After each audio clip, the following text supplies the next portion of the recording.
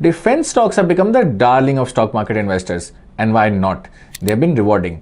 Many stocks in the sector have turned out to be multi-baggers.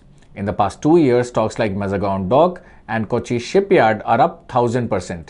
During the same period, Nifty 50 generated 41% returns. Now these returns have caught the fancy of investors. So when Motilal Oswal launched the Nifty India Defence Index Fund in July 2024, investors rushed to pour money into it. The NFO collected around 1700 crores. It's the highest collection ever by an equity index fund during the NFO period. Now I want to re-emphasize this. No index fund has collected this kind of money yet. Now will the defense sector continue to deliver stellar returns? Well, no one knows. But if you are interested in this sector, this video is for you. In this video, we will analyze the growth drivers of this sector and see if there are opportunities that you can explore. First, we will understand why there is a sudden interest in defense sector, what's driving the stock prices to new highs. Then, we will look at the framework that you can use to select stocks from this sector. Now, while going through the process, we will look at the different stocks in the sector.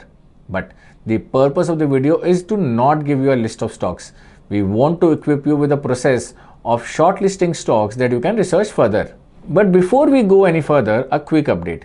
We recently launched the stock discovery feature on the ET Money app. Now, with just one tap, you can get every details about a stock and its underlying business. Plus, there is a lot more. So do check it out.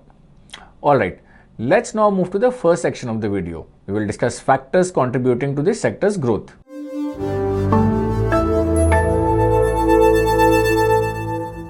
The government's policy push is primarily driving the strong growth of this sector. The government wants to boost the domestic and export businesses of defense companies.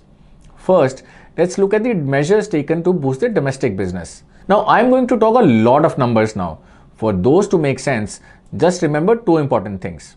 First, the government is increasing its spending on defense. Two, it wants to increase procurement from Indian companies. Alright, let's discuss the numbers now. In the Union Budget 24-25, the government allocated 6.22 lakh crores to the defense sector. This was approximately 13% of the overall budget and 4.7% higher than the allocation done in previous year's budget. Now, this figure includes government's expenditure on salaries, pensions, R&D, modernization of armed forces, fresh procurement and maintenance of defense equipment. Now, apart from this, over the next 5 to 7 years, the government plans to spend 10.9 lakh crore for fleet modernization across all armed services. This government expenditure on modernization, maintenance and procurement of defense equipment is a direct revenue for defense companies. The high budgetary allocation to the defense sector is one of the key growth drivers for defense companies in India. Alright, now let's talk about procuring more from domestic companies. In November 2023, Defense Minister Mr. Rajnath Singh stated it was decided that 75% of the capital acquisition budget would be used for procurement from local companies. The focus on local procurement not only helps to make India self-reliant but also boosts the business of domestic companies. To achieve this goal, the government has taken several measures. The government has come up with a list of items that will only procure from Indian companies. These include more than 5,000 items. Now, the maximum FDI in defense manufacturing under the automatic route has been raised from 49% to 74%. This is done to encourage foreign players to partner with domestic companies and manufacture products in India. Now, these are just some of the highlights. A lot more has happened in this space. Apart from the domestic demand, the current government has also set ambitious targets for defense exports. It aims to double India's defense exports to $5 billion by 2024-25. The opening up of the defense sector for private players has played a pivotal role in increasing India's defense exports. Now, more than 90% of defense exports from India are done by private players. Now, to achieve this ambitious export target, the government is also incentivizing innovation in the defense sector. This move will accelerate innovation in the defense sector and promote the development of cutting-edge technologies in India. Now, all these different measures directly benefit domestic companies, and so the sector has attracted investors' attention. Now, the question is, how do you pick stocks in this sector? Let's talk about that in our next section.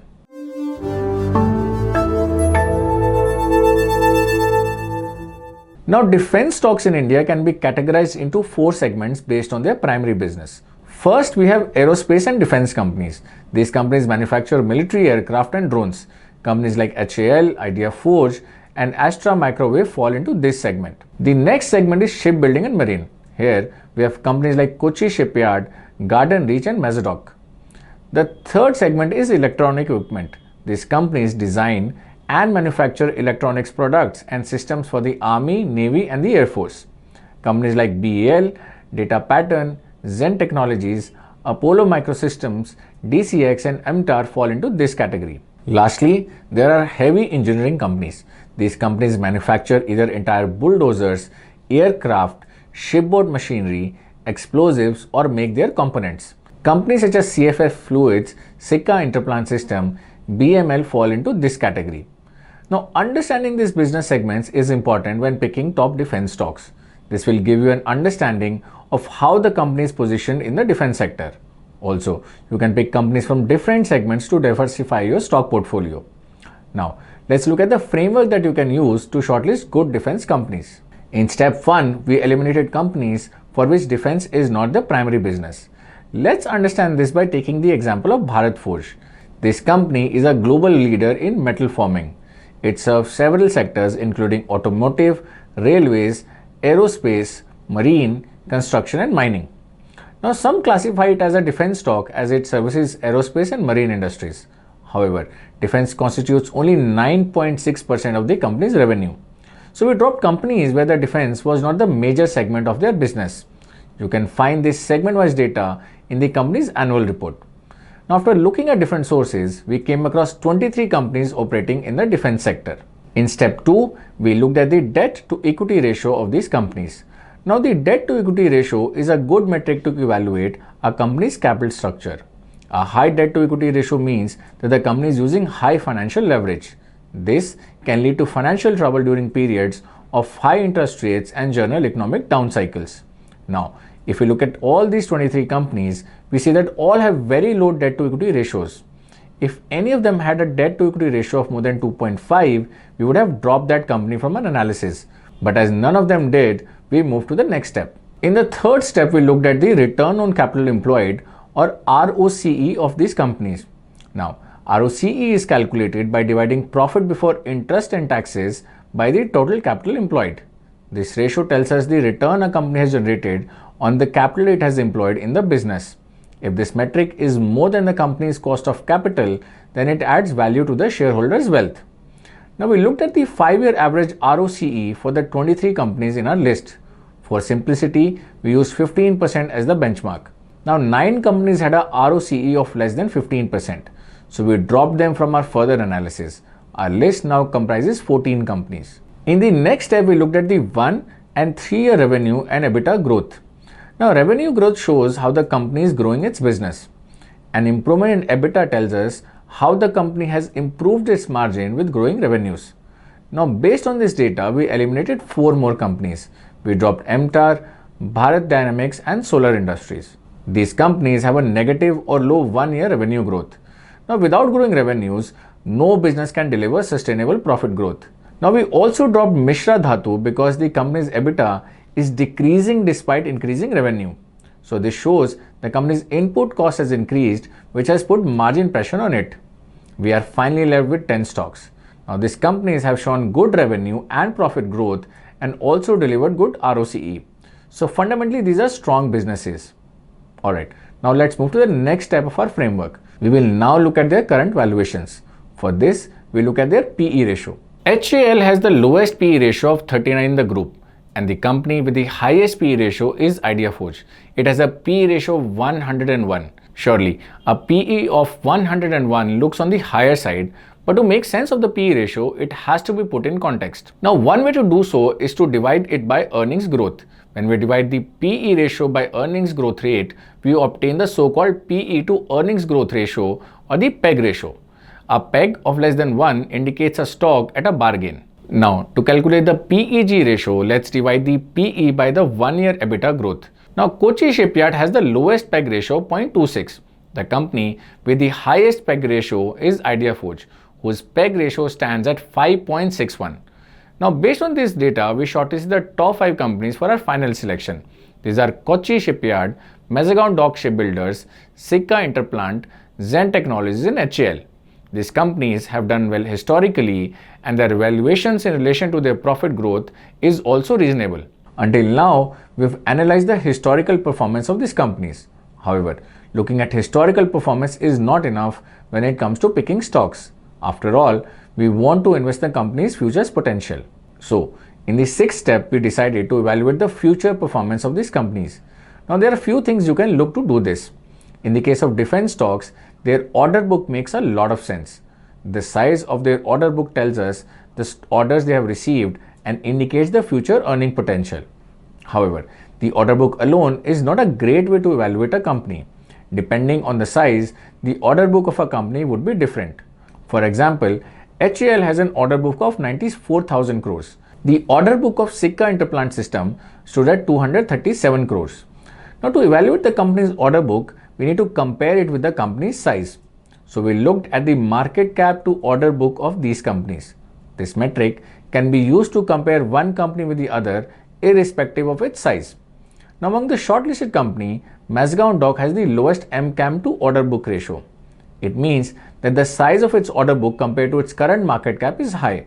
On the other hand, if you look at Zen Technologies, the same metric stands at 10.17. This is on the higher side. So what it means is that the size of orders that Zen currently has is significantly low in comparison with its market cap. So to justify this valuation, the company will need to execute all these orders and bag many more. If a company fails to do so, there is a probability that the stock would correct. Now, based on this metric, the top 3 companies were Mazagon Dock, Kochi Shipyard, and HAL. But do note, a company's order book doesn't give surety of its future revenues. It depends on how well the company can execute those orders and whether it can do so within prescribed timelines. Further, the companies can also face margin pressure in the future while executing this order, which can affect its valuations. The last and the most important step in our framework is to review the annual reports and investor presentations of the companies that we were shortlisted. Going through annual reports and investor presentations help us evaluate how management thinks about its business. This can give us valuable qualitative insights about the company that we can use to make final investment decision. For example, if you look at the MDA section of HAL's annual report, the management has talked about different weaknesses and threats the business could face. They have highlighted that their limited customer base, low export share, and dependency on foreign OEMs are a few weaknesses of their business. The next step is to look at the strategy and steps the management is taking to mitigate these challenges. For example, HAL has highlighted that to expand its customer base and export share, it is opening offices in the target geographies to explore the global market. Similarly, to reduce supply chain dependencies, it is enhancing the indigenization of the product line. This was just one example of things you can look at in an investor report and presentations. You must do this for all the companies that you shortlist. And finally, decide on companies that you think has the best management and growth potential. But as we said before, this is just one of the processes you can follow to select defense stocks. I would like to remind you again, the 3 stocks that we have shortlisted are not a buy recommendation. We request you to do your own research before investing in these stocks using frameworks. You also need to be mindful of the valuations. It may not make sense to invest in the best company if the entry price is not right. You can also explore other high growth sectors where valuations may not be stretched. We have done similar videos on AI and renewable energy stocks. I have attached their links in the description box below. And with this, we have come to the end of this video. I hope you found this video useful, and if you did, please don't forget to share it with your friends and family. I'll be back soon with another video. Till then, take care. Investment in securities market are subject to market risks. Read all the related documents carefully before investing.